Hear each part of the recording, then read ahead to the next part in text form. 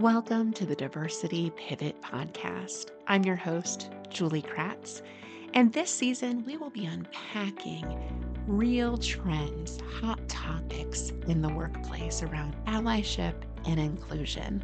Our goal is that each week you leave with tangible tools, information, practical strategies that you can take back to allies at your organization. Let's dig in to this week's topic. Hey, listeners, I've got with us today Joanna Lane, and she is an expert in creating engaged, inclusive, and equitable workplaces. She has a proven success track to drive sustainable results for organizations and individuals with over 2 decades of experience. She supports partners to integrate an authentic shared language for diversity, equity, inclusion, and belonging. And she's an experienced coach, mentor, ally, and advocate, which is very similar to how we talk about allyship. And it has helped her team believe that today's most successful organizations harness the diversity of their talent for true success. And the only way to start is to meet organizations where they're at. Couldn't agree more, Joanna. Welcome to the show. Thank you so much for having me. Great to be here, Julie. Yeah. And you and I, as we've known each other over the years, being white women doing DEI work, I'm always kind of curious, candidly, what your backstory is, how you decided to get into this work. Well, so as you mentioned in my bio, I started doing this work almost 20 years ago. And in that time, it was not diversity, equity, inclusion, belonging, justice, accessibility. It was just D&I, diversity and inclusion. And if you ask the majority of people back then what we were talking about, it was primarily women in leadership positions and people of color, specifically Black people, Black and African American people, represented in the workforce. So that was sort of what it looked like. My personal story is that I came from a nonprofit background.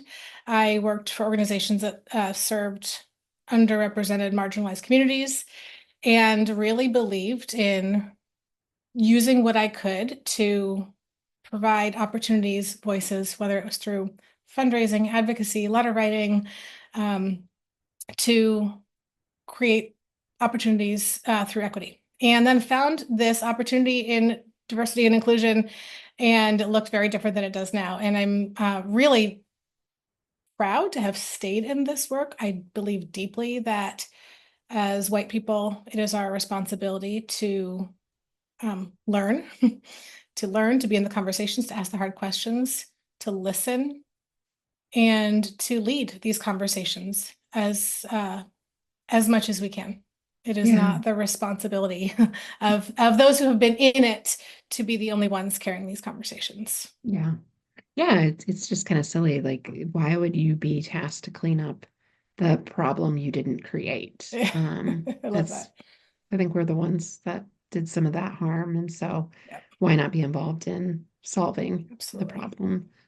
But agreed. I mean, there is some sensitivity. I know you experience it too. And I walk into a room and I can see, the facial expressions like, what does she know about my lived experience as a Black or brown person or a gay person or someone with a disability? And I feel that. And one of the things I've tried to acknowledge is just the privilege that I have, just by way of skin color and a lot of my identities. Definitely have privilege. There's always more than meets the eye. I think that kind of diffuses the conversation. But I know, Joanna, people are fearful of admitting privilege, and there's a stigma, there's a negative association with it. The way I always try to frame it for folks is like, hey, it's what we do with our privilege that matters. How are we sharing it and helping lift up others that don't have access to the same resources or proxy to power that we do? Curious on your thoughts on that. That's a very similar line to what I say. And I will share a story. I was working with a CEO a couple of years ago, and we were building a strategy that we were bringing into the organization.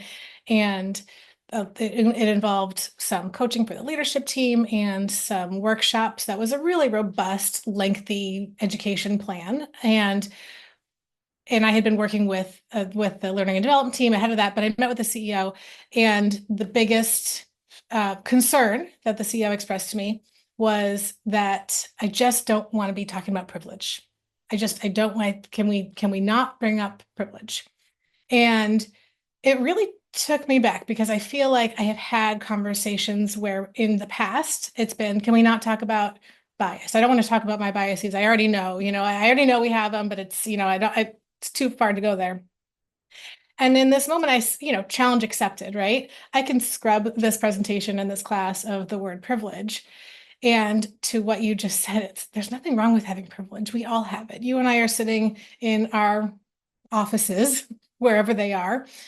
We all have, and when I teach a class and there's 50 people on Zoom, we all have a certain level of privilege, right? We have a roof over our head, we have Wi-Fi, we are gainfully employed and have health insurance. However, when we walk out our door, we all have a very, very different experience. The experience that you have when you walk out the door is different than the other person who might be in the Zoom block next to you. And I cannot make assumptions that because we have certain sets of privilege that look alike, that we absolutely can't assume that we know what the other side of that story looks like.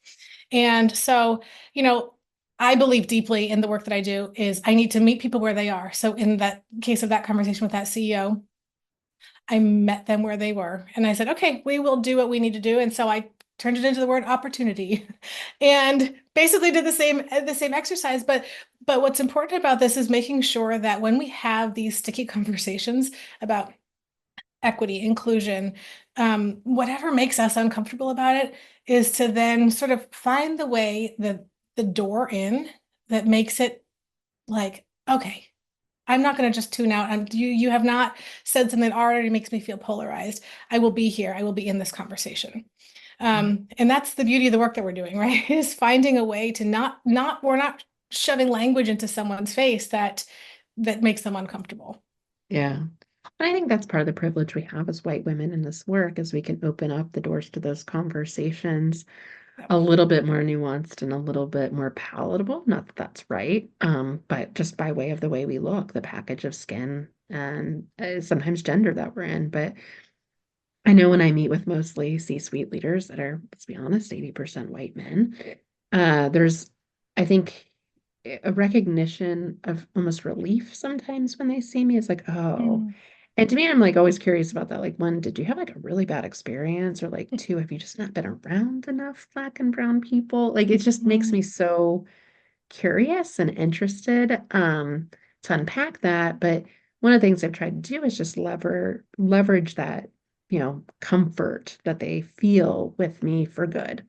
So how can I tell the stories of the people that don't look like me and don't have my identities as a way to help them see others in a way, even though they're not facilitating the content maybe. And Yes. I struggle with that, to be quite honest, because I wish that that wasn't the case. I wish that it wasn't that created the comfort because I didn't do anything to earn that. But how can I use that as like a both and to say, okay, and we're going to talk about issues of race and intersectionality and other pieces. So I'm just curious, Joanna, if you found ways to leverage your own privilege in this work for good.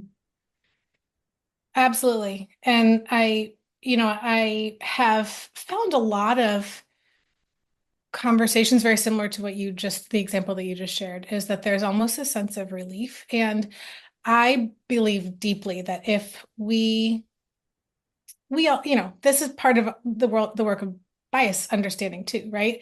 It's sort of recognition bias, or, we have similar interests. We tend to, you walk in a school cafeteria, that school could be, as diverse as they come, but you're still going to find pockets at the different tables of kids who have similar interests, who have similar skin tones, similar age groups. Maybe their parents or their family structure looks similar. And so while there may be a ton of diversity, we tend to just gravitate toward people who we find some sort of warmth to because we share something in common. That is just human nature. I I do believe that a lot of this work is going over to the other table, right? Going over to the other table and sitting down and listening and having those conversations.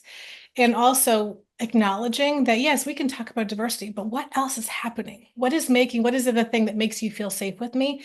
And then saying, okay, great. You know what? If taking the word privilege out of this conversation is going to make you feel like we can go further in this conversation, we're on.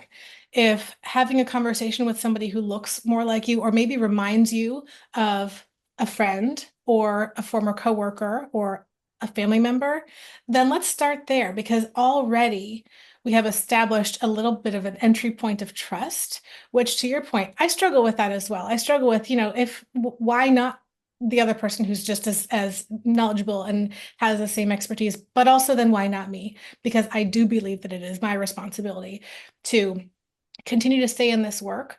And if that person feels comfortable having a conversation with someone like me or like you, then we're all in. Yeah, totally. Totally. Yeah, I like the lunch table example because we all feel it. We all know what it's like to kind of gravitate towards in groups and groups Mm, that you feel represented in, and how do you create those bridging conversations? And yeah, for me, and it's kind of like, people keep asking, like, well, what are we going to call DEI? And it's like, I'm not that interested in what we call it. I mean, I do think the words matter, and I do think they're good words to use. But if those words are triggering or being weaponized or, created into false assumptions, then if we need to update the language and just use inclusion, I'm okay with that too, because it doesn't change the way I'm going to talk about it. It doesn't change the way the work is done. But it's these pivots that I think, especially for historically marginalized groups, I really feel for folks. It's like, why do we keep having to change? Like, why do we keep having to do the education? Why do we keep having to do all the work? What's going to take to get that dominant group engaged?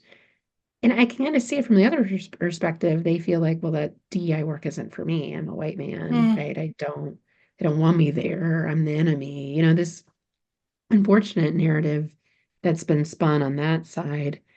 From your vantage point, Joanna, like, what do you think it takes to get them engaged as allies? Like, what, what could we do in a way that's not super time consuming, but how do we get more white men involved in this work? Simple question. Simple question. Well, one, I will say I have had a lot of wonderful conversations with white men who are leaders who are Yeah, just like, either I've same. been on the couch too long, put me in, Hmm. what's that going to look like? Um, or I am terrified of saying anything because I've seen what happened to so and so, Hmm. fill in the blank, C-suite person who said something and it was, Like an and all they're risk, out. no reward. Like, I don't have Absolutely. to do it. Like, this is only harmful. Yeah, Yeah. fascinating. I was speaking with somebody a year or so ago, and he was like, I fully acknowledge that I treat my male um, team differently than I do my female team because we were right in the thick of the resurgence of the Me Too movement.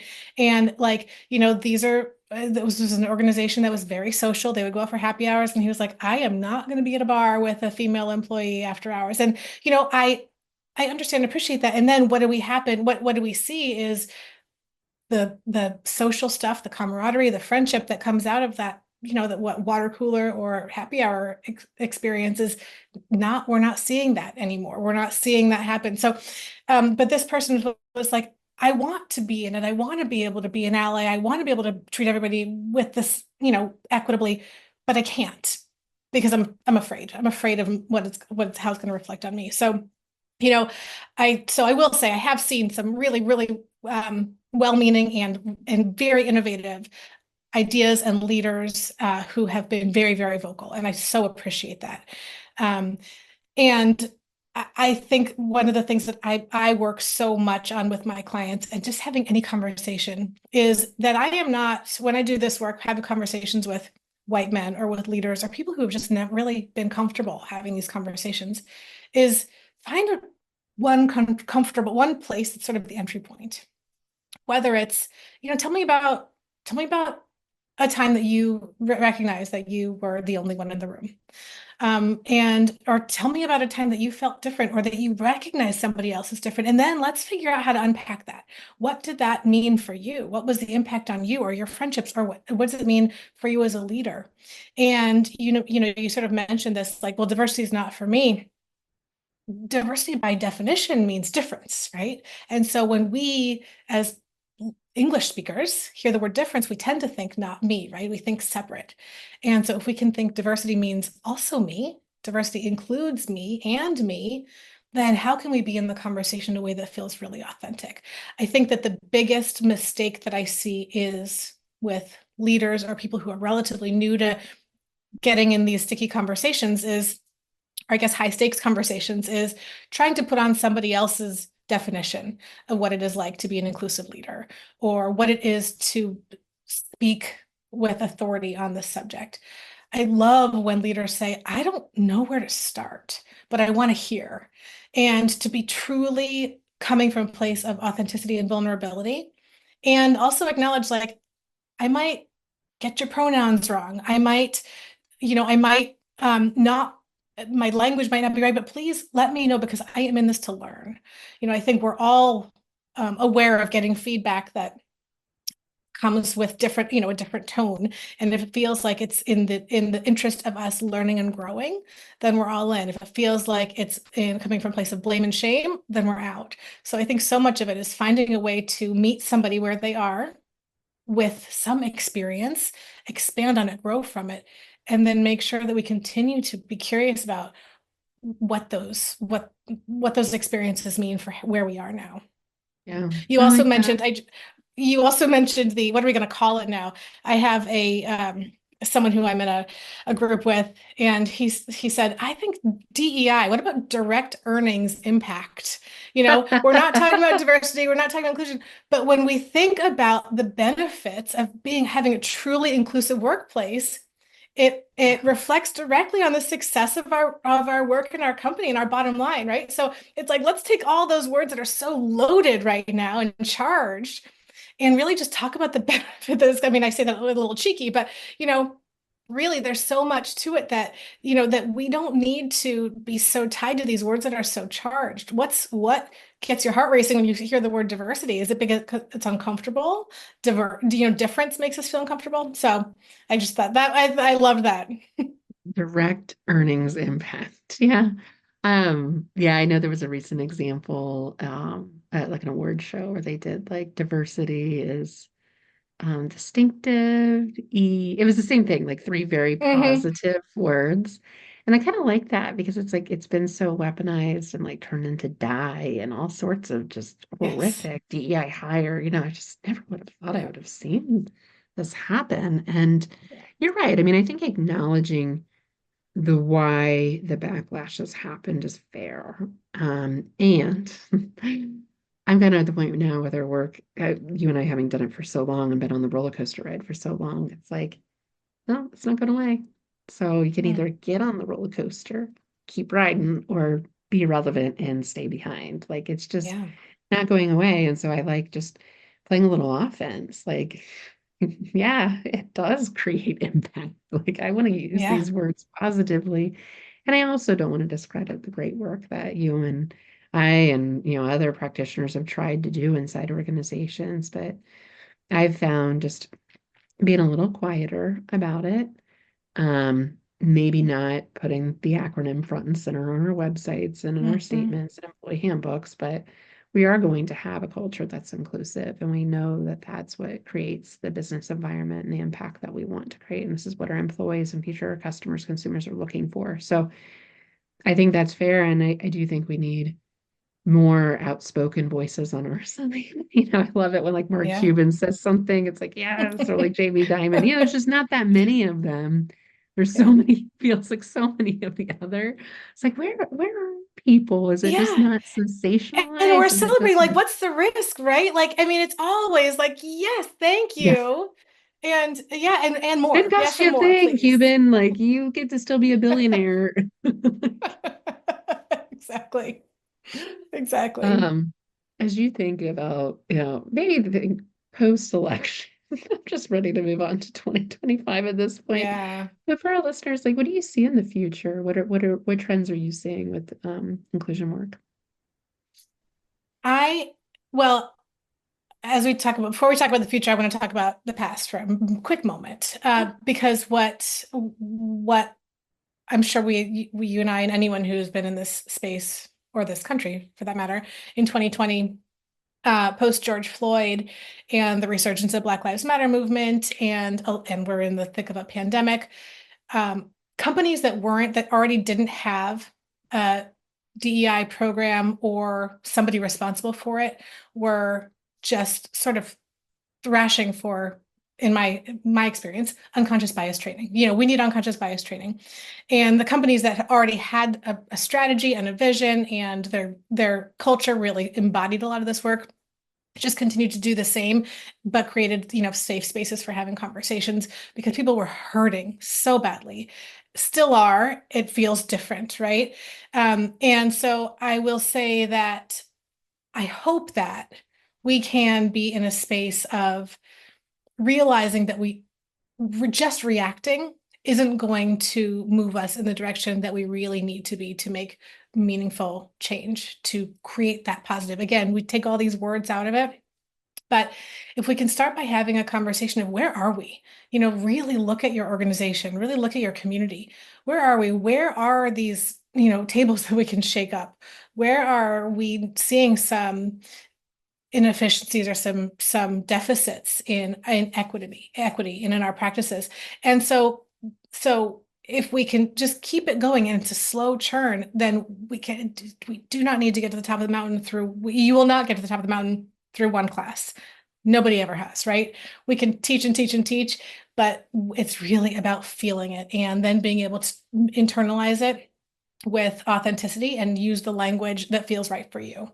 So what I would love to see 2025, let's start in Q4, is to really think about the impact of what we have said yes to this year, what we have been afraid to say yes to or say no to even because there's a lot of political noise that is getting in the way of some real true progress.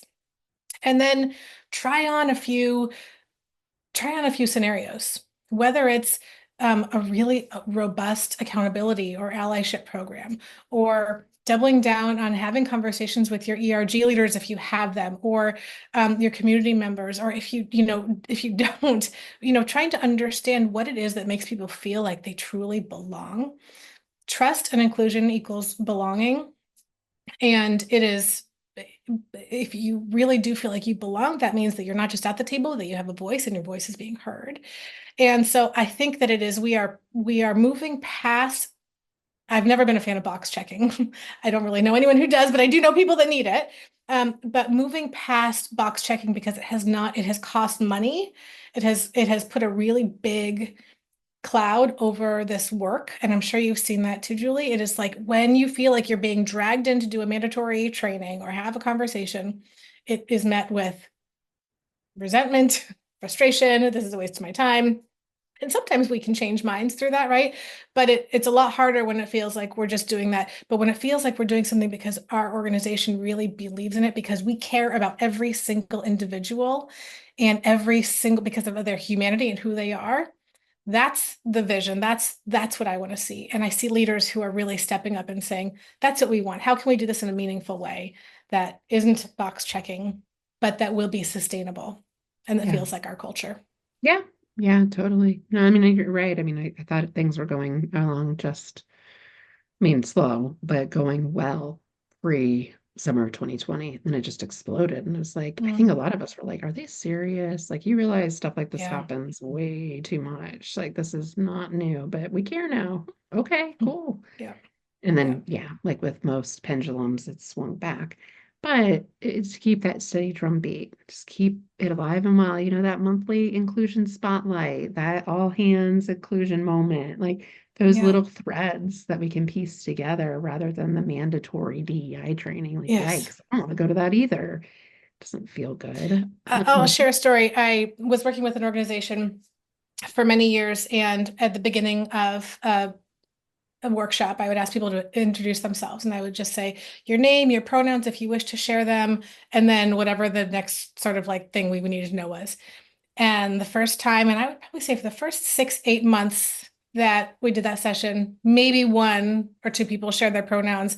I had people ignore the question altogether. And again, I said, if you wish to, no Right. pressure. And had people say like, I don't have pronouns, I don't know what a pronoun is. Okay, great. Like at least it was not acknowledgement, right? Yeah. And in year 3, the only thing that had happened was having these conversations. In year 3, not the same group, but different groups in the same session, every single one of them introduced themselves sharing their pronouns. And I think that it's not a mandatory training, but it is a shift that feels inclusive when it's just like, in this particular case, we didn't do pronoun training. There was nothing about it, but it was enough of a cultural awareness that made everyone feel like, oh, this isn't a threat to me. This isn't taking away anything from me. I understand it, and I understand that by me sharing my pronouns also makes you feel safe. It's so again, it's like this idea that like we need to go through these boot camps for diversity training or box checking or whatever. It's the shifts that you notice that it's like, we've Cool. turned a page. Yeah, you've normalized that behavior. It takes a few years, and it takes a while for people to understand it and the impact of it. Yeah, when I think about box checking too, I think it's really easy to target companies. And we're seeing this with the backlash right now with the Human Rights Campaign, just going right after the people that are reporting their metrics. And I have really great, well-intentioned clients that love their 100-point score on the HRC dashboard, and good for them. But I can tell you, having been with those clients and been with everyday people that aren't on that, they're doing things better sometimes too. So I don't know if that's like, you know what I mean? To your point, it's like, are you doing it to get the score? Or are you doing it because the behaviors that are measured are important to you as an organization? That attention is important. Yeah. And the attention can be a bonus, right?